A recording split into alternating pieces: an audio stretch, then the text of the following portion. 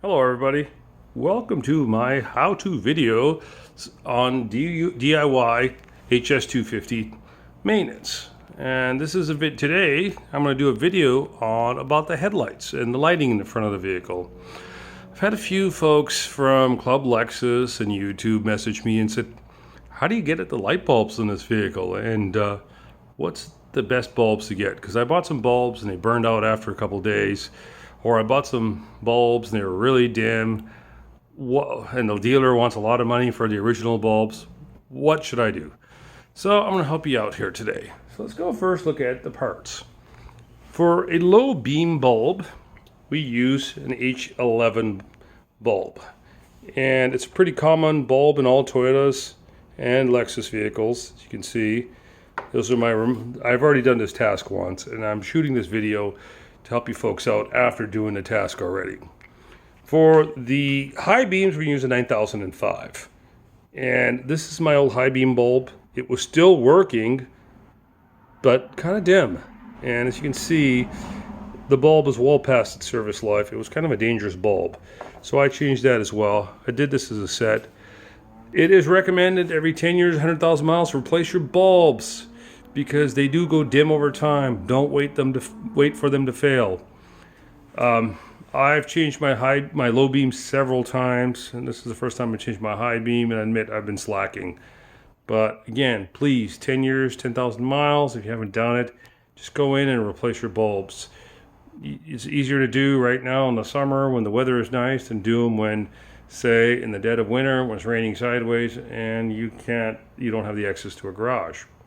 The other part you're going to need is a fastener. It is called a fender fastener. It's a 9004 67-7211. If you've watched my video on how to change the oil, this is that same fender fastener. Toyota loves to use these fender fasteners everywhere on the car, on both the Lexus and the Toyota vehicles. These fender fasteners, they're not that expensive. I think I bought a bag of them for like $6 at my local Toyota dealer. My vehicle is about 13 and a half years old, and the first time I took the deck cover off that's secured by these, they all turned to dust. Kind of a problem. So buy them ahead of time if you haven't done it. Even if you've done the task maybe 7-8 years ago, might be time to buy some more fasteners, because the plastic fasteners underneath the hot engine compartment don't always last. And finally, for tools, what you're going to need is a sharp knife.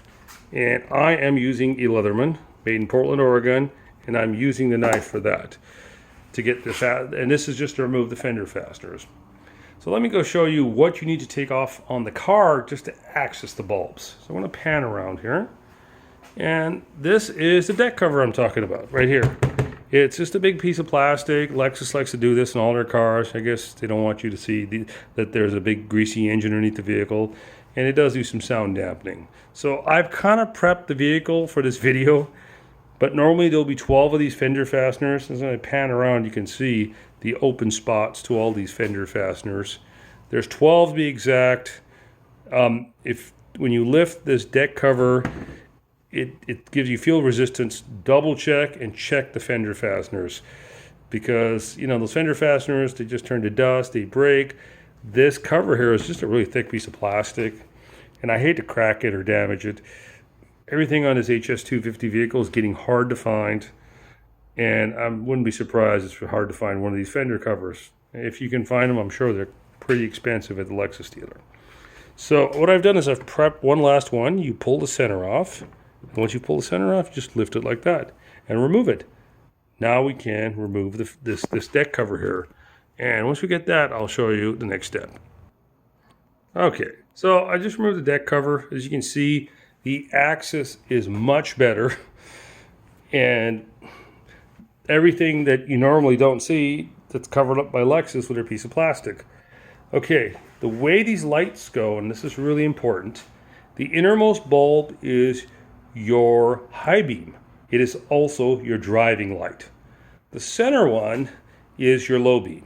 The outside light bulb comes on when you have your low beams on, and I'm not sure what it does, but it is a different bulb. It is a license plate bulb. I replaced mine with LEDs. I don't have the part number here because they're really difficult to find, but it's just basically a license plate bulb. I believe it's a 338, if I'm not mistaken. But Sylvania sells a Zevo LED version to replace it with. Again, replacing these 3 bulbs, it's kind of the same as any light bulb. In any car, you just put your hand in and rotate these counterclockwise, about a quarter turn, and then the bulb comes out.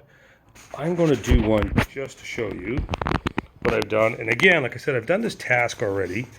And so because I've done this task, you're not going to see standard bulbs.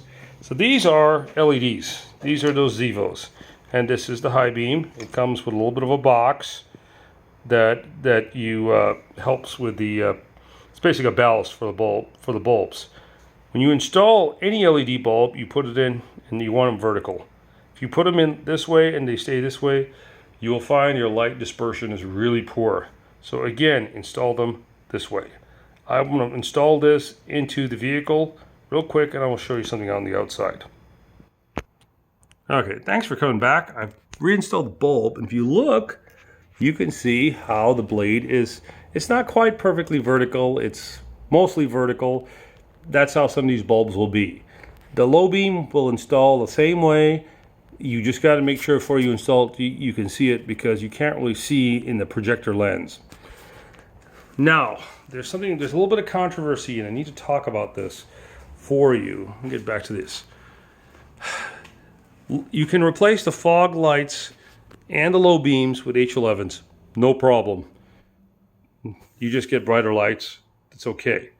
High beams, 9005, work fine. On all American cars and Canadian cars, we have driving lights. The high beam will operate in a very low wattage position. What happens with even the Sylvania LEDs is there is a real barely noticeable flicker close up. About 6 feet away it isn't. That is unfortunately one of the things you got to deal with. You have a little flicker. It doesn't bother us because during the day, somebody from distance doesn't notice the flicker. But if it does bother you, I recommend you go back to a halogen bulb. The other thing about the high beams is they are really bright. And even the LEDs in low beam are fairly bright. A lot of times, unless you're traveling down a dark country road with no lights at all, you probably won't ever use the high beams ever again. The LEDs seem to be just plenty bright at low beam for most of my travel. And again, please, I have to repeat this over and over again. Do not use high beams in foggy conditions. If you use these Zevos in foggy conditions, you're just going to blind yourself. They are really bright. Now, let's get back to the car here. I'm going to put the dash pad back in here, and I'm going to show you how to put the fasteners in. So give me a couple of minutes here, and I'm going to do that. I'll be back with you. Okay, welcome back, everybody. So now I have the deck cover back on. So you can see we just put the insert in and push the center in. And that's all there is to it. As you can see, the cover is all installed, all 12 fasteners. A little hint, after you've installed it, reach into these holes and give everything a little bit of a tug. Because sometimes when you install this, you may have a fastener not fully in, and what you'll find is the next time you open the hood, it's gone.